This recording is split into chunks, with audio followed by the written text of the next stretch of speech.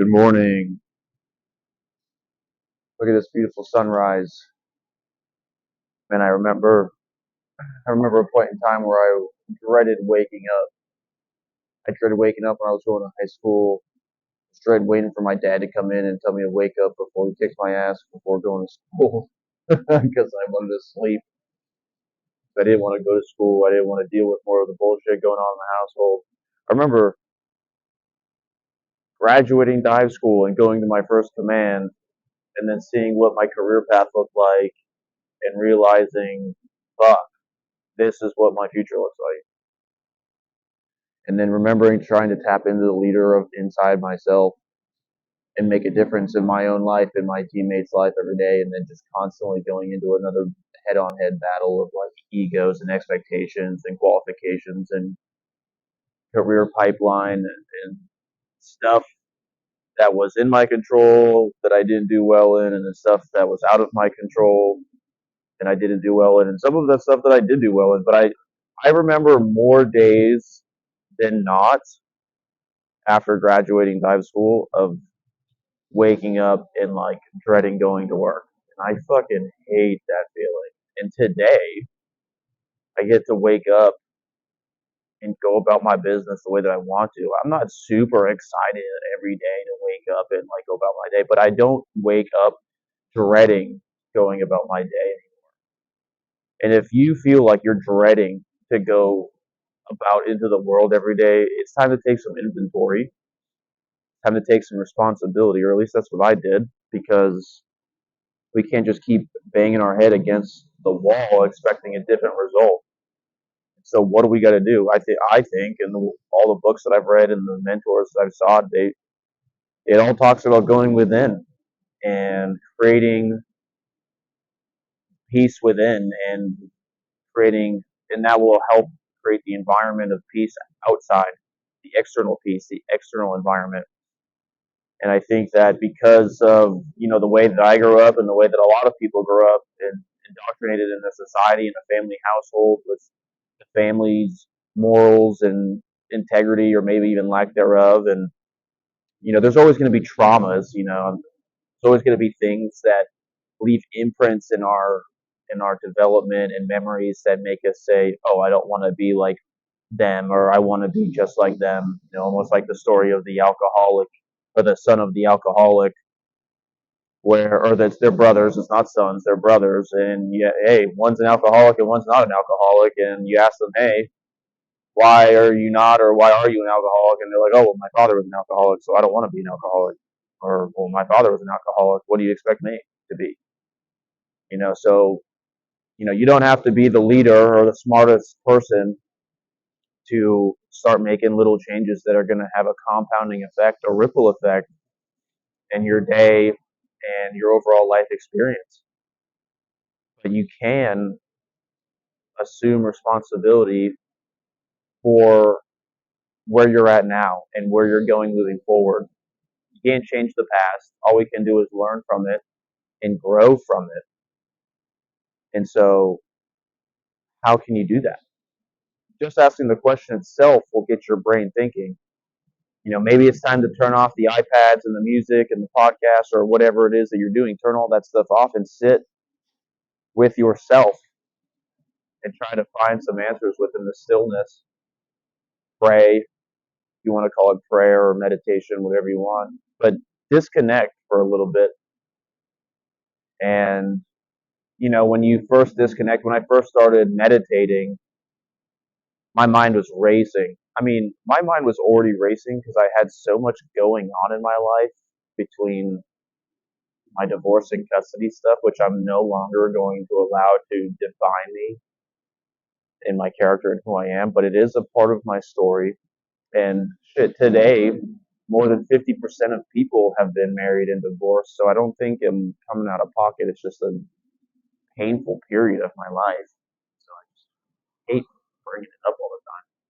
But in that period, when I had to start meditating and go to school, when I was studying consciousness and human potential, trying to unlock the parts of the brain that motivate people, that motivate me, have a better understanding of myself, help empower veterans with the tools that they already have within to not become another statistic, not to become homeless, not to become a failure, not to become a suicide statistic, but become something valuable to their life, in their families' lives, and have that positive impact of service that they wanted to provide and offer and volunteer for.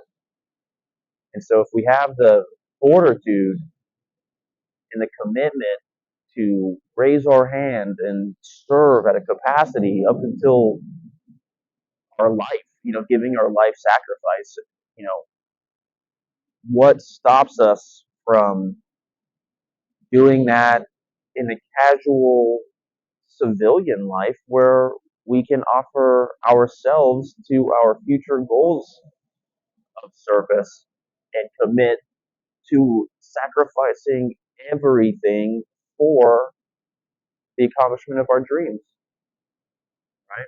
So when you start to meditate, when you detach from stuff, just like a toddler getting their tablet taken away, like the brain tries to do all this stuff to distract you and do the thing. But when you sit with it over time, it should quiet down.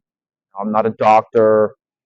This is just my own personal experience and what I've read from personal development experts and people who have done the research, both from the East and the West. Whether we're talking about entrepreneurship or transcending consciousness, which I think is super valuable today if you know how to interweave both. So, what do you need to do to start looking forward to tomorrow? What needs to change? Who do you need to work with? What do you need to be reading? What do you need to be listening to? Take inventory on your nutrition, on your listening nutrition, on your food nutrition, on your activity levels nutrition, your exercise, the five people that you're hanging around with. If you know that you want more out of life and you're looking around and you're seeing that the people that you're with are, you know, happy with where they're at, no matter what level of income or living situation that you're in, if you can just learn how to be resourceful and ask the questions to the right people and never give up on your journey of seeking, you're going to get calibrated. You're gonna make progress. The safest place for a ship is in its harbor, but that's not what it's designed for. A ship is designed to go out there and get beat up by the waves and run by a crew of people working together to get to, on the voyage of the unknown destination or to the known destination, fighting the winds, adjusting the sails, cleaning the deck, having food, getting illness, getting attacked by pirates or whatever theatrical, dramatic approach you want to, apply as a lens to this story here. But a ship is meant to go out there, dude. Get out there. Go out there and do it. Explore. Get excited about what's to come. Let's think about this life experience and what we're here to do. Are we here just to be born and go to school and become debt slaves and work and pay off bills? Fuck no. There's no way. No way, no how. That's what I say.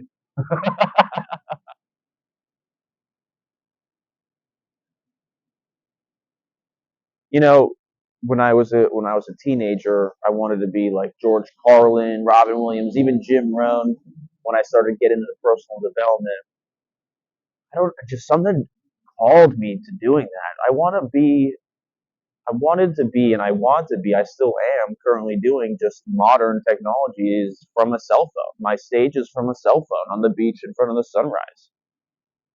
But growing up, I wanted to inspire people to do good and live authentically and be happy with themselves.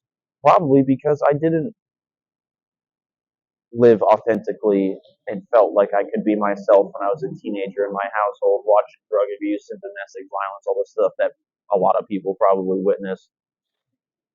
And then, like, when I got into the Navy and got into or started studying leadership and trying to become the best version of myself through my career and take control and responsibility and put on a new hat when I went to my new command and redefine myself.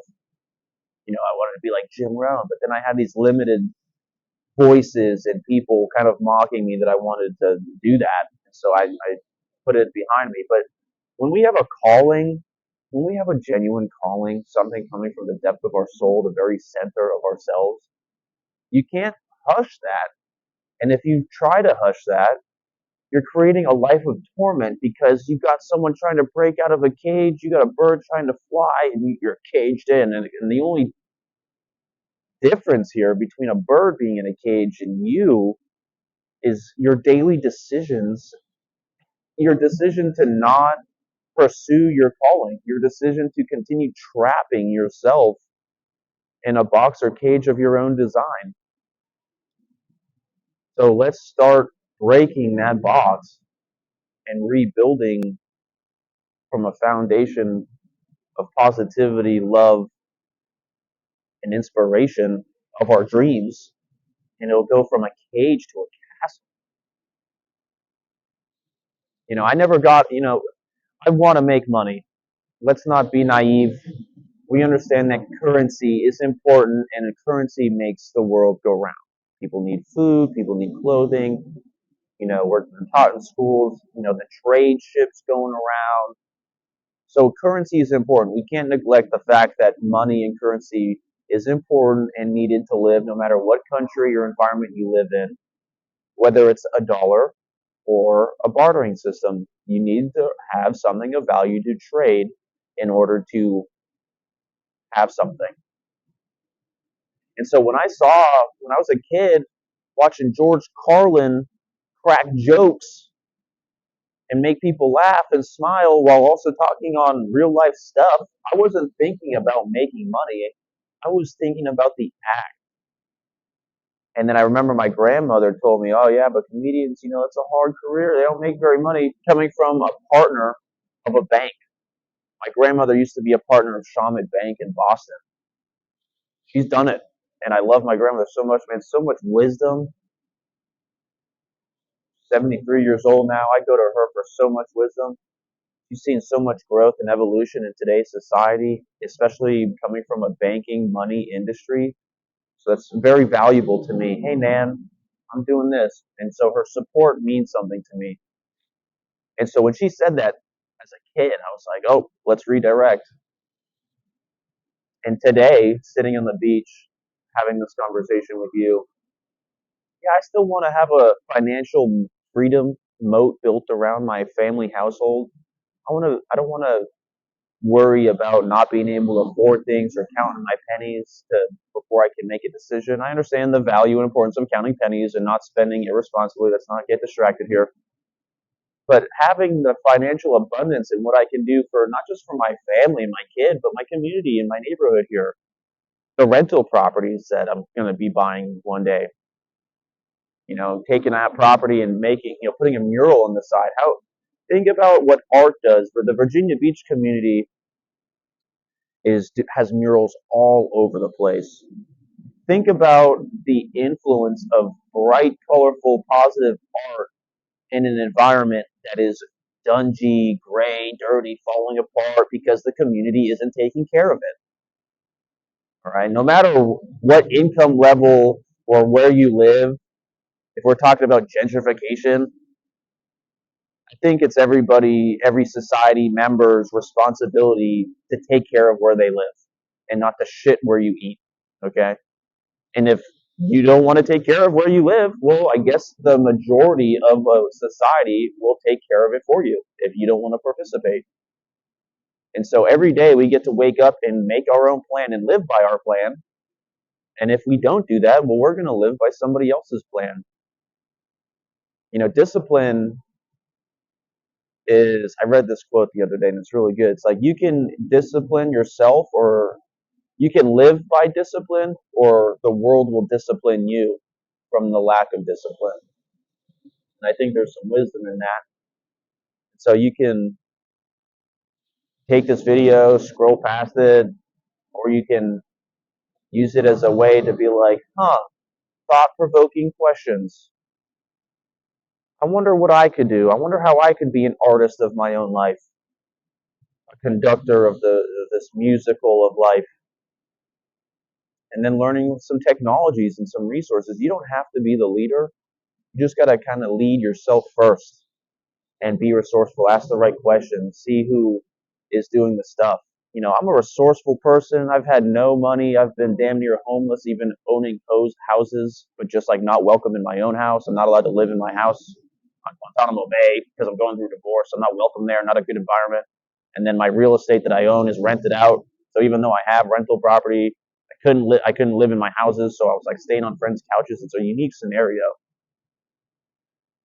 But I digress. Lost my train of thought there. This is a beautiful view. In my Ruka Puka here. Ruka Pooks. So get out there, see what happens, and then take corrective action so you get closer and enjoy the ride. It's going to be hard. Just like the heartbeat, on an EKG, on a heartbeat, the line goes up and down, up and down, up and down, just like a vibration, just like music does. Sounds goes up and down, up and down, up and down. I'm finding a lot of similarities between life, the balance of life, and music and the heartbeat. And we need to embrace the balance of the ups and the downs. And I think that when we understand how to balance the ups and downs of life in our energy and our emotions and our actions and our participation of such and staying in the present moment, we actually get to shoot through the center of the ups and downs, having like aligned a paradigm. So it's not just going up and down this roller coaster, which is like emotional turmoil. When you learn how to regulate it and become more consistent, well, then the ups and downs get less, if you will, and more congruent maybe, and more aligned, and you're able to shoot through the direction and accomplish your goals. Oh yes, I think I was talking about making money and doing what I love. I think I've built a structure and a system now where I get to do what I love every single day, and the money will come because I have the skills and I have the resources and I have the wherewithal and I know how to ask for help. And so at any point, I'm ready to make a shift, or when all my results come in and it's time to make a shift, and I can't like hold the abundance down or anything, I'm going to have to make another calibration and shift. And so these are my morning thoughts that I wanted to share with you as another window, portal of my paradigm of philosophy, lifestyle that I want to share with people who are also looking to create a life of abundance and creativity and fulfillment for themselves and their family and their community, and make some money while doing so, because we can't be naive and put money past us, all right? But we don't want to be debt slaves to the man or the dollar, and live a life of beauty. Every day is like another droplet of water in the ocean. It comes and goes and it changes form from the natural law. And if we learn how to ride the wave of natural law in this life experience, who knows what can happen? Because I think there's a sense of magic behind this natural law of consciousness that is behind everything, behind the movement of the waves, the moon, the birds, my thoughts. Where do thoughts come from? Think about that, and then apply that to your day as you move forward. It's like being a driver in the driver's seat. You're not driving your car 70 miles an hour on the highway without a purpose, without a destination, without control, without some experience handling the steering wheel and the gas and the brake.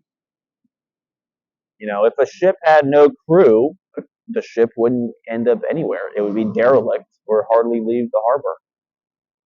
But the ship needs the crew, and the plane needs a pilot on board to bring the crew and the passengers to the destination. And so every day you can become a more involved pilot of the plane of your life journey, of this journey of your life.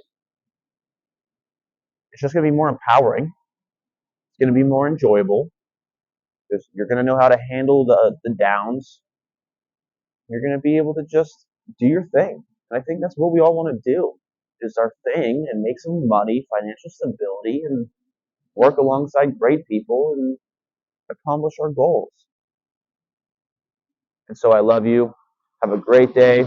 Thank you for sharing this sunrise with me. Let's grow. It's February 15th today, already a month and a half into the new year. But you don't need a new year resolution to get started on taking responsibility and action and sending some information to some people and asking, hey, do you want to link up and do this with me? Because I'm excited about this. Or this has helped me a lot. Or hey, there's a lot of opportunity here to help people. You want to do that together? We can do something like that. And as long as you're creative and open-minded and asking the questions, you can collab on some really cool stuff. I just turned 35 on the 9th, February 9th. And it's crazy that 10 years ago, 10 years ago, I got out of the Navy and I was becoming a father and starting my real estate career and building momentum. And then as soon as my career started building momentum, like everything shifted. And we could say now in a positive way, but like I wanted to be together with my family and build an empire with my family. But I think at the time, between like baby blues and poor decisions and I think a little bit of jealousy from my ex-wife and seeing how happy I was with other people and building my business, and who knows, but it all just started going downhill. So I broke six figures my first year of being a real estate agent, and then since then I've had to learn how to become my own attorney and spend money and move, and I got to learn a lot about myself. I put my daughter first, traveling, following her around, becoming a parent as much as possible, because the most influential part of a child's development and needed from their parents are within their first 5 to 8 years. So I wanted to be there for that. You know, my daughter's mother says, Robert, monumental moments, not monumental moments. You need to be here for these monumental moments. That was a discussion that we used to have when I wasn't local, when I was handling our rental properties. And I think that if I had like a father mentor that was like, hey bud, these conversations, these hardships that you're like running away from right now are the juiciness of life.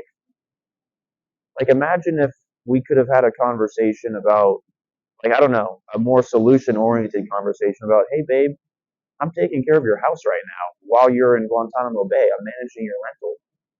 Like I want to be here with you and the family. But just this is what I need to do as a man and the provider for you and our family. If I had that approach versus, yo, what the fuck? Like, you know what I'm doing. Why are you giving me such a hard time right now? It probably would have had a different result, or at least prolonged the inevitable, right? Because that's why it's the inevitable. We have a great relationship now, seeing my kids anytime I want. And so I've really had to work hard and get here. But if you're in a pinch right now, get creative, stay solution oriented, work alongside your partner, whether it's your romantic partner or your business partner. Have an honest, emotionally regulated conversation with them. And I think learning the communication, negotiation skills, improv comedy, those are all helpful ways to mitigate or manage emotions, hard, tough conversations. And the good thing about being a veteran is that you have so many resources at your disposal to learn and grow with and from.